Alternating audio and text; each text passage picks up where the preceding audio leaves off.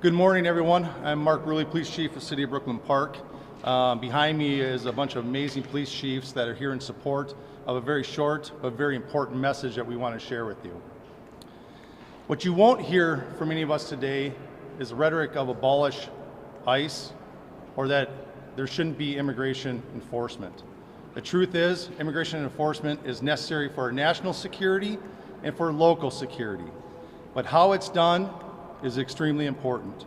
In fact, we have a long history of working exceptionally well with our federal partners, including ICE agents, and we have seen the best of them perform their job extremely well in the past.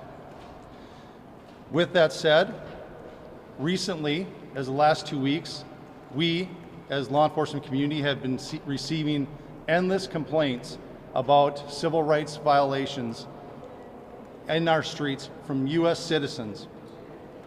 What we're hearing is they're being stopped in traffic stops or on the street with no cause and being forced to demand paperwork to determine if they are here legally.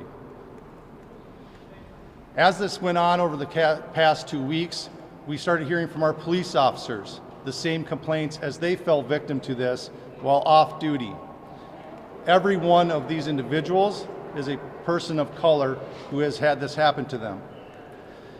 In Brooklyn Park, one particular officer that shared her story with me was stopped as she passed ICE going down the roadway. When they boxed her in, they demanded her paperwork, of which she's a U.S. citizen and clearly would not have any paperwork. When she became concerned about the rhetoric and the way she was being treated, she pulled out her phone. In an attempt to record the incident, the phone was knocked out of her hands, preventing her from recording it. The officer had their guns drawn during this interaction, and after the officer became so concerned, they were forced to identify themselves as a Brooklyn Park police officer in hopes of slowing the incident and de-escalating the incident down. The agents then immediately left after hearing this, making no other comments, no other apologies, just got in their vehicles and left. I wish I could tell you that this was an isolated incident. In fact, many of the chiefs standing behind me have similar incidents with their off-duty officers. This isn't just important because it happened to off-duty police officers, but what it did do is we know that our officers know what the Constitution is, they know what right and wrong is, and they know when people are being targeted, and that's what they were.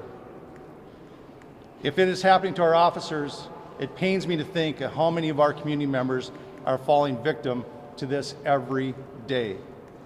It has to stop. This behavior erodes the trust that these police chiefs have worked tirelessly for the last 5 years and theoretically the last 60 years to stop this exact behavior from happening. Now, I want to be really clear. I've called lots of other ICE agents and HSI agents and have talked to a lot of individuals about this. This is not widespread. This is a small group of agents within the surge in the metro area that are performing or acting this way. As a matter of fact, as rumors of this had spread, I've received phone calls from ICE agents and HSI agents indicating this is not how they act, this is not what they do. Regardless, we're calling to action that we have more supervision over the surge, that this type of civil rights violations have to stop. With that, I'll turn it over to Chief Henry of the St. Paul Police Department.